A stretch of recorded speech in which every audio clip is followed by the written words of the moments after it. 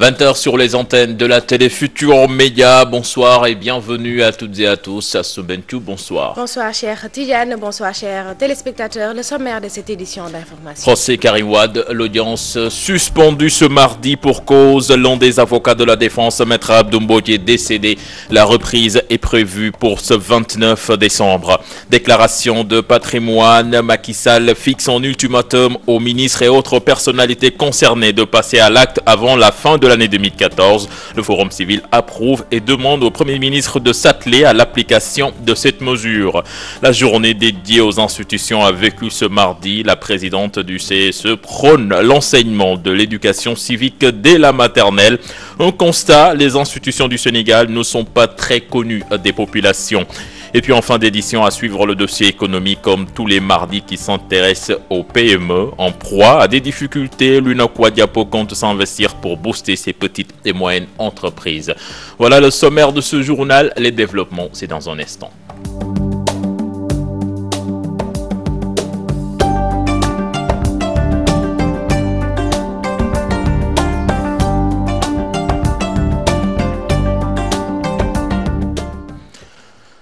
Procès Karim Wade pour démarrer cette édition. L'audience suspendue ce mardi suite à l'annonce du décès de Maître Abdou Mbodji, un des avocats de Karim Wade. Avant cela, Souleymane Sy et Mansour Gaye, respectivement directeurs de Dalia SA et administrateurs du CICE, étaient à la barre comme témoins dans la constitution de ces sociétés. Les avocats des deux parties ont demandé également la production des carnets des déclarations de la gendarmerie à cause de certaines contradictions notées ça et là dans les témoignages. L'audience reprend ce 29 décembre et il sera procédé à la confrontation des témoins Cheikh Tidiane Ndiaye et Mansour Gaye sur la création d'AN Média. La Cour statuera également sur la demande de liberté provisoire de Karim Wade et Mamadou Pouy.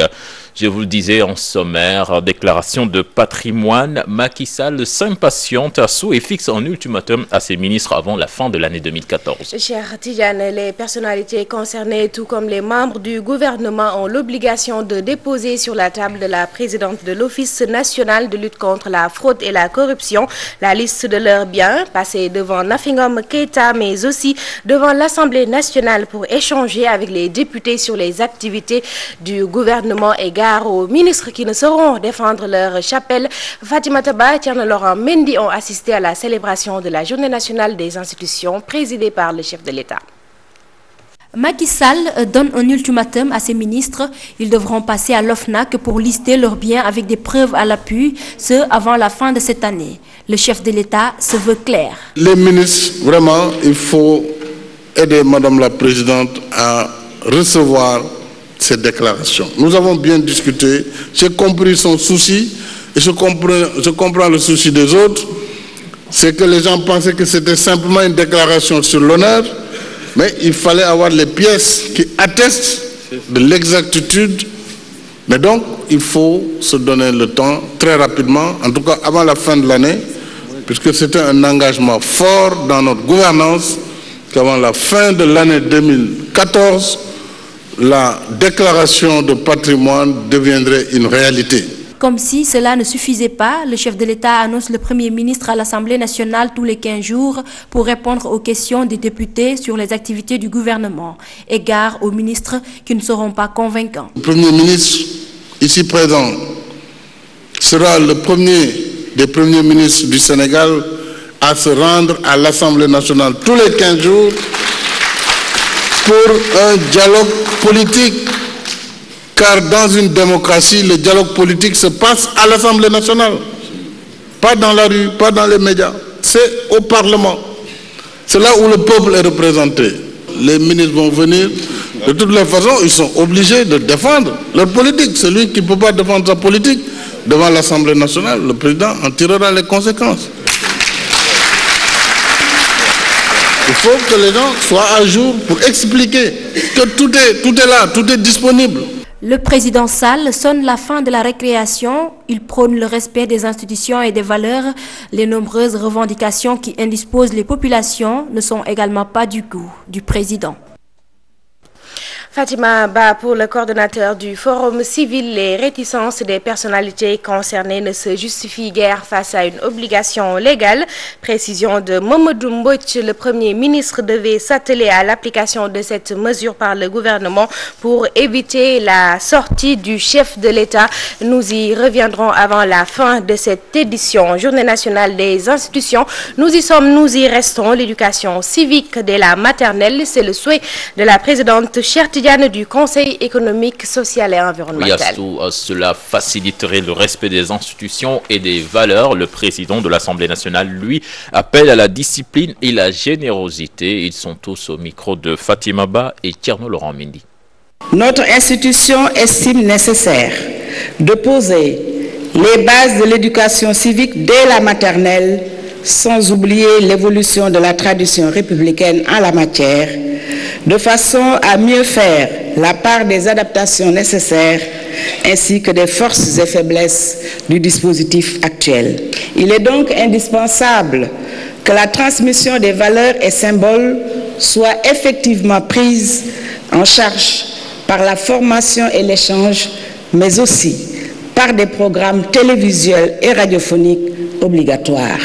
L'Assemblée nationale participe directement et indirectement à la promotion de valeurs de civisme, de patriotisme en mouvement et en même temps à cette éducation civique, cette auto-éducation des députés d'abord qui va vers le peuple et vers les citoyens par l'effort d'exemplarité que chaque député, homme ou femme, doit fournir dans ce qu'il pense, dans ce qu'il dit, dans ce qu'il fait, dans ce qu'il gère. Cette discipline-là doit habiter chaque citoyenne et chaque citoyen. Quand on ne respecte pas l'autre et que dans des élans querelleurs, bagarreurs, où la haine et la colère constituent la denrée la plus utilisée, alors il n'y a plus de générosité.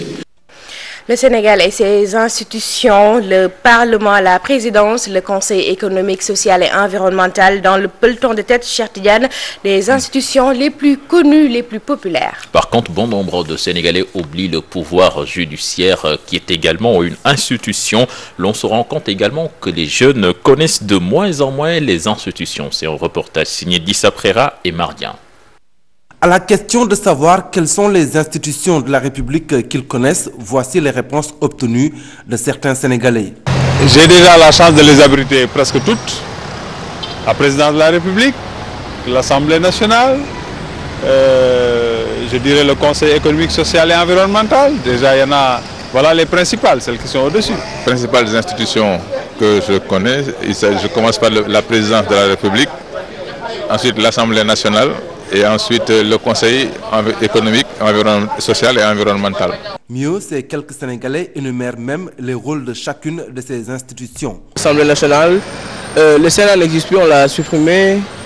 Wow. C'était les deux grandes institutions au Sénégal. Le président de la République, le gouvernement, l'Assemblée nationale, le Conseil économique et social. Si certains maîtrisent parfaitement les institutions de la République et leur rôle, d'autres Sénégalais, eux, n'en ont juste qu'une connaissance approximative. Le Conseil économique et social, je crois que c'est pour la bonne marche de l'économie de la pays. Je ne sais pas leur rôle exactement. Les députés, c'est eux qui siègent à l'Assemblée nationale. Ils ont été élus par les populations pour les représenter et tout. La présidence. Vraiment, je saurais m'exprimer sur la question. La présidence de la République, l'Assemblée nationale, le Conseil économique, social et environnemental, autant d'institutions aussi importantes les unes que les autres, des institutions qui gagneraient à s'ouvrir davantage aux citoyens. Objectif, mieux se faire connaître des Sénégalais. Nous parlons politique à présent. Alliés au sein de la coalition Benno Bokk Yakaar, les relations deviennent de plus en plus tendues entre le Parti socialiste et l'APR. De la tension, Cheikh Tidiane, des déclarations, gros nuages sur une alliance et les discours des uns et des autres loin d'atténuer le climat, des attaques violentes, des réponses loin d'être douces, un vent de polémique. Salimata Absek à Tanarba.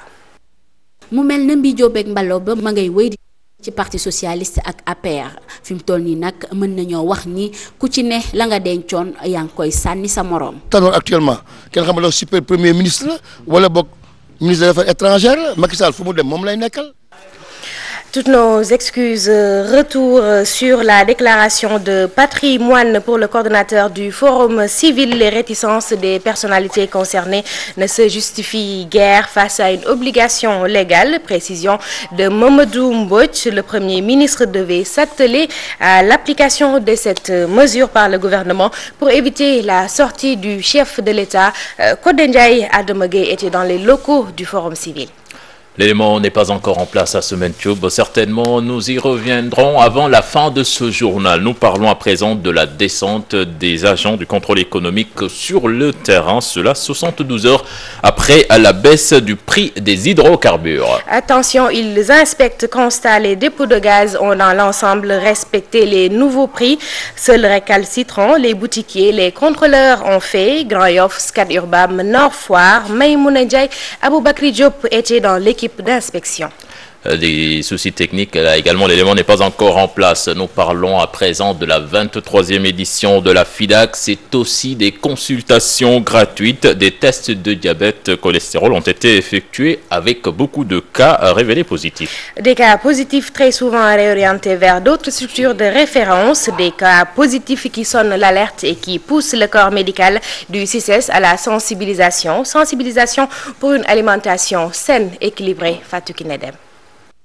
130 personnes consultées depuis le début de la foire, beaucoup de tests révélés positifs, le diabète et le cholestérol, des pathologies les plus fréquentes. On a eu une quarantaine de cas de diabète et d'hypercholestérolémie, surtout parmi la frange jeune. Donc c'était l'occasion pour nous en tant que praticiens de faire un traitement, mais surtout de faire des conseils hygiéno-diététiques.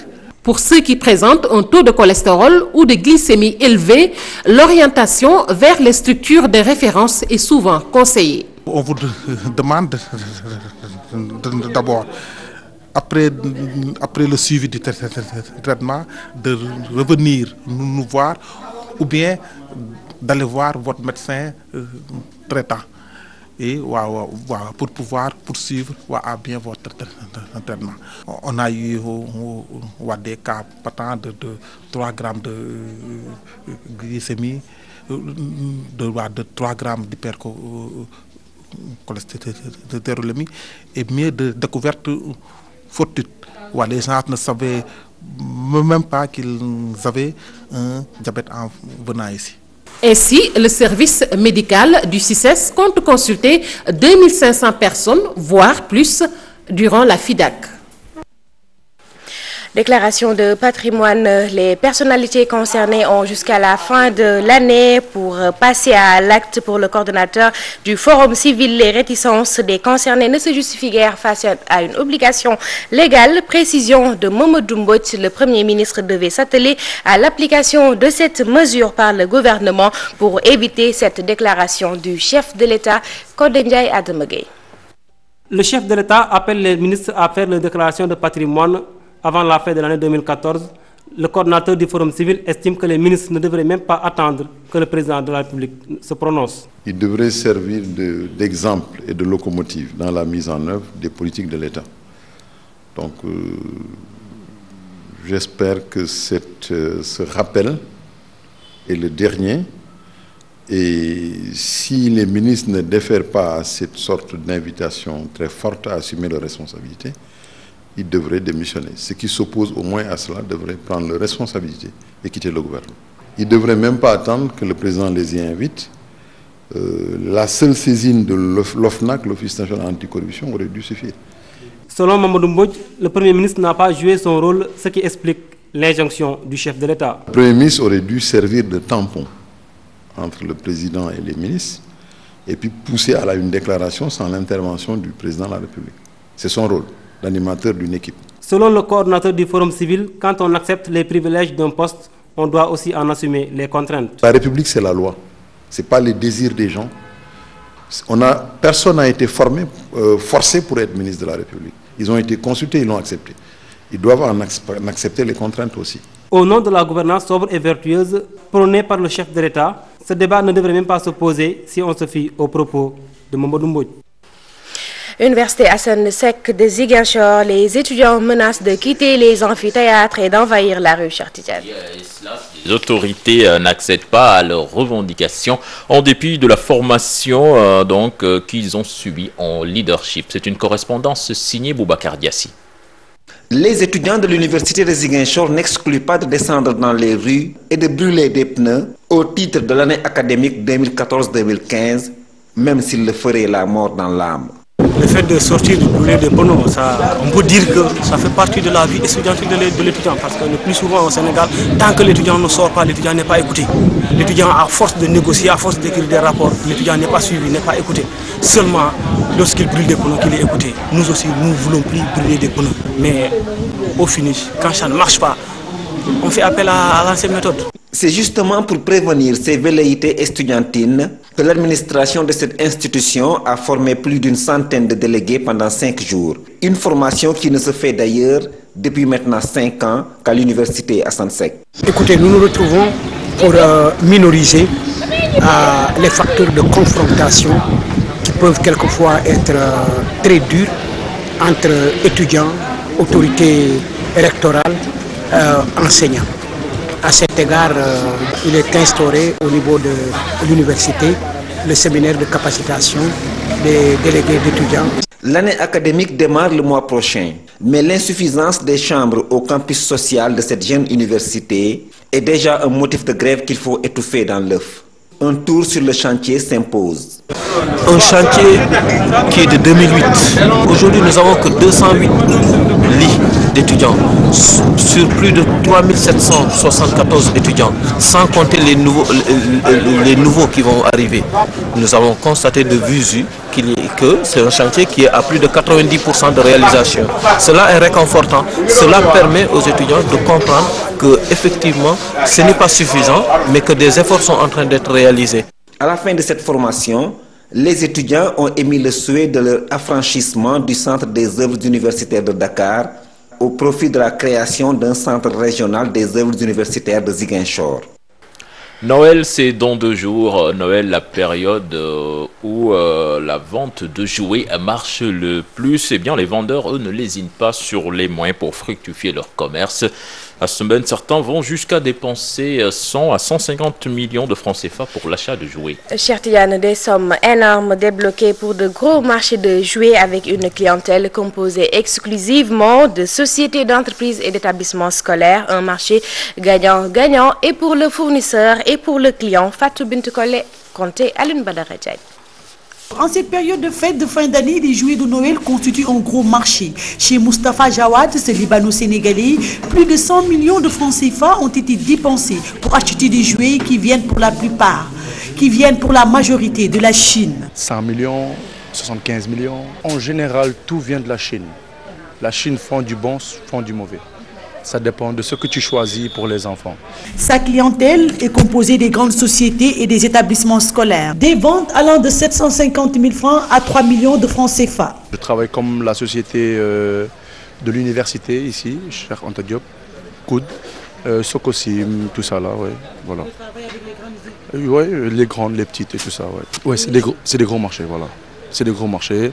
Voilà, il faut savoir travailler dessus. Ça veut dire que ce n'est pas quelqu'un qui vient un beau jour, il se réveille pour faire les jouets, non. Il faut déjà être dans ça et tout ça. Déjà pour les petites écoles et tout ça, le budget qu'on a, 750 000, 1 million. Les grands budgets, c'est vrai que ça monte, 5 millions, 10 millions. Il y a des grandes sociétés, les grandes boîtes, ça peut aller jusqu'à 30 millions même. Toutefois, les clients arrivent à compte-gouttes. Certains vendeurs estiment que c'est peut-être le Magal de Touba qui est à l'origine de cette mévente. Petit à petit, voilà, avec le Magal, parce que les autres années, ça commençait plus tôt.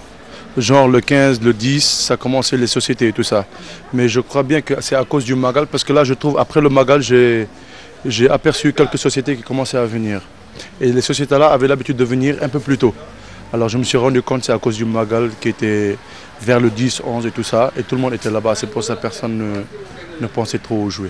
La clientèle se fait rare. On en voit juste quelques-uns. C'est peut-être à cause du Magal. Mais on espère d'ici quelques jours, les gens viendront.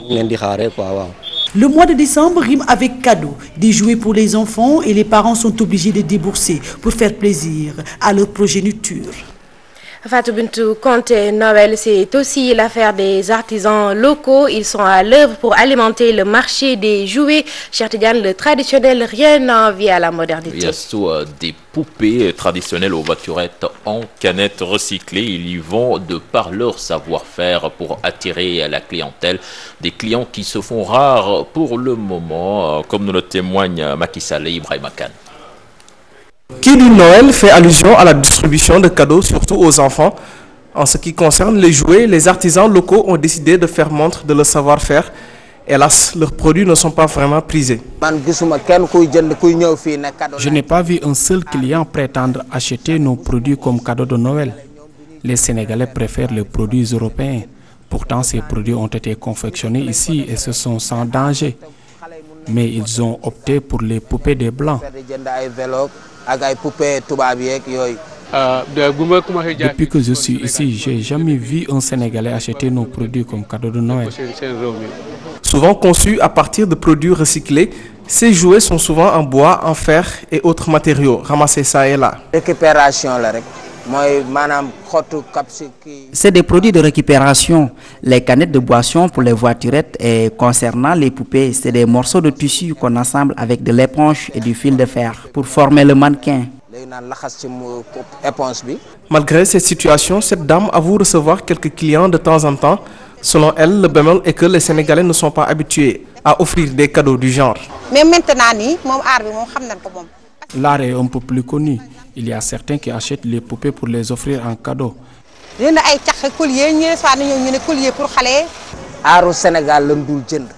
ne consomment pas les produits artisanaux. Seule une petite quantité en achètent pour leur maison. Lorsqu'on fait allusion au consommé local, cela ne s'applique pas qu'aux produits alimentaires. En cette période où le tourisme bat de l'aile, un coup d'œil des Sénégalais pourrait constituer une alternative pour ces artisans. Thilogne en fête les 26, 27 et 28 décembre prochains. La 9e édition du Festival international Culture et Développement se tiendra dans cette localité du nord du pays. Thilogne, une localité, un événement, 3 jours pour mettre en valeur toute une culture. Thème de cette année, apport et implication des jeunes issus de l'immigration dans le développement de leur localité d'origine. Festival appuyé par le ministère de la Culture avec comme parrain Mamadou Racine-Si. Les initiateurs du festival Thilogne était face à la presse. Ibrahima Kane avec Mardian. Des milliers de personnes sont attendues à Thilogne à l'occasion du Festival international Culture et Développement. Face à la presse, les initiateurs révèlent que tout est fin prêt pour un festival inédit. Le thème retenu pour cette 9e édition, apport et implication des jeunes issus de l'immigration dans le développement de leur localité d'origine. Nous avons quand même jugé nécessaire d'impliquer les jeunes issus de l'immigration qui sont de Thilogne. Ces jeunes-là sont au Congo, sont aux États-Unis, mais surtout en France. Ils sont plus français que Thilognois. Nous avons quand même jugé nécessaire de les faire impliquer dans nos actions et de permettre à cette jeunesse-là qui est de Thilogne quelque part, parce que c'est les binationaux, de venir à Thilogne découvrir, voir ce que leurs parents ont eu à faire depuis des années et les impliquer surtout pour qu'eux-mêmes puissent s'investir dans ce développement-là. Le festival se tient cette année dans un contexte particulier avec notamment la psychose Ebola. Sur ce, toutes les dispositions nécessaires seront prises pour barrer la route à la maladie. Nous avons mis en place un plan de sensibilisation mais aussi d'action pour permettre aux populations non seulement de savoir qu'il y a quand même Ebola à côté de nous parce que nous sommes quand même à 25 km de la Mauritanie. Nous ne sommes pas très loin du Mali aussi. On sait actuellement que le Mali a quand même Ebola. Donc par rapport à tout ça, ces gens-là, ces actions que nous allons mener, on espère permettront aux populations d'abord de savoir qu'il y a quand même une maladie qui est là très grave. Au menu de ce festival de 3 jours, un village artisanal, une marche pour la paix en Casamance, des concerts, des consultations médicales gratuites entre autres. Le festival sera aussi une occasion pour Thilogne Association Développement de rendre un vibrant hommage à Feu Dembadia. Des agents du groupe Futur Média en stage de renforcement de capacité à l'objectif est d'être mieux outillés à l'ère du numérique et conduire à bon port les nouveaux projets du groupe Futur Média. Ces agents ont reçu ce mardi la visite du PDG. Compte rendu signé Ibrahima Khan et Tierno Laurent Mendy. Après l'annonce de ces nouveaux projets, l'heure est au renforcement des capacités pour le groupe Futur Média. Plus d'une quarantaine d'agents prennent part à ce stage de formation, une démarche bien appréciée du PDG du groupe Futur Média venu encourager les participants. Nous avons pensé que le temps était venu de démultiplier la possibilité de chacun. Vous voyez maintenant qu'un journaliste est capable d'être un technicien, qu'un journaliste peut filmer, qu'un journaliste peut écrire pour le journal, il peut écrire aussi pour des sites internet, etc., etc. Et c'est vu tout cela que nous renforçons aujourd'hui les capacités. Le groupe Futur Média vise haut avec ses futures chaînes et cette session de formation rentre dans ce sens. L'initiative est du département des nouveaux produits mis en place récemment. C'est une période de renforcement de capacité d'un personnel du groupe Futur Média choisi et muté dans le département, dans le tout nouveau département des nouveaux produits du groupe Futur Média pour la mise en air de 2 chaînes de télévision en priorité en attendant le développement de nouveaux autres organes. La formation va durer 1 mois et elle est principalement axée sur les nouvelles tendances en journalisme. Il y a un certain nombre de modules pour justement renforcer les capacités des agents. En ce qui me concerne, j'ai le privilège de partager des connaissances en JRI, journaliste reporter d'image. Cela permet aux journalistes d'être tout à fait autonomes, de pouvoir se rendre sur le terrain avec sa caméra, de revenir en rédaction, de faire son montage et de livrer son PAD, son prêt à diffuser. C'est une façon de rendre autonome tous nos collègues. Ce renforcement des capacités à terme va permettre aux différents agents d'être mieux outillés pour relever le défi fixé par Youssou N'Dour, notamment la conquête du marché africain et international. GFM toujours, Khassaïd d'or, la télévision Futur Média signe un protocole d'accord avec Touba TV. Une collaboration qui doit permettre aux 2 chaînes de télévision de retransmettre la cérémonie de remise du concours Khassaïd d'or. La signature du contrat donc s'est déroulée en présence du directeur des programmes de la TFM et des autorités de Touba TV, Aminata Mbaresso. Un protocole d'accord entre la télévision Futur Média et Touba TV, un partenariat pour la retransmission de la cérémonie de remise des trophées aux gagnants du concours Khassaïd d'or. Au cours de cette cérémonie, nous allons récompenser ceux qui ont porté haut les Khassaïd. Ils seront honorés. Nous avons pensé que la TFM est bien suivie aussi bien à l'intérieur du Sénégal que sur l'international et que nous avons les mêmes missions. Nous allons travailler ensemble pour la retransmission de l'événement. Tous ceux qui connaissent le promoteur de la télévision Futur Média savent que c'est un homme ouvert à tous les autres médias. Donc ce genre de collaboration doit être pérennisé. Par cette collaboration, le groupe Futur Média s'engage à la promotion des valeurs religieuses et à la sauvegarde du legs de Cheikh Ahmadou Bamba. Une chaîne de télévision comme Touba TV a une ligne éditoriale qui se résume à l'enseignement de l'islam et des valeurs musulmanes. Donc c'est tout à fait normal que nous collaborons avec cette télévision. C'est parfaitement normal que nous Partenariat fructueux pour les 2 organes de presse qui ne pensent pas s'arrêter en si bon chemin. La page internationale à présent, direction la Tunisie au lendemain de la défaite de Monsef Marzouki et crée son mouvement.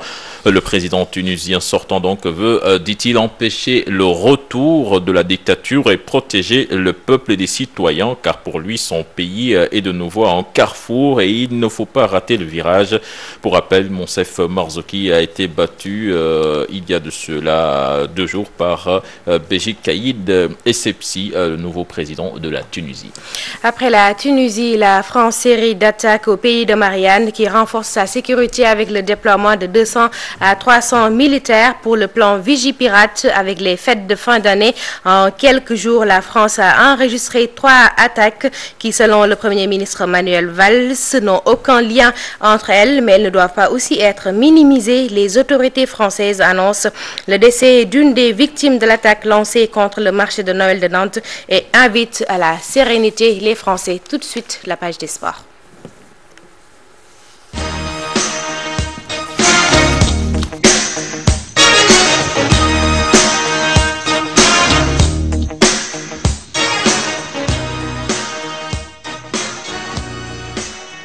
Le président de la République a octroyé un bus de 30 places à l'AS Pékin, une manière donc d'encourager l'équipe championne du Sénégal qui va représenter notre pays en Coupe d'Afrique des clubs.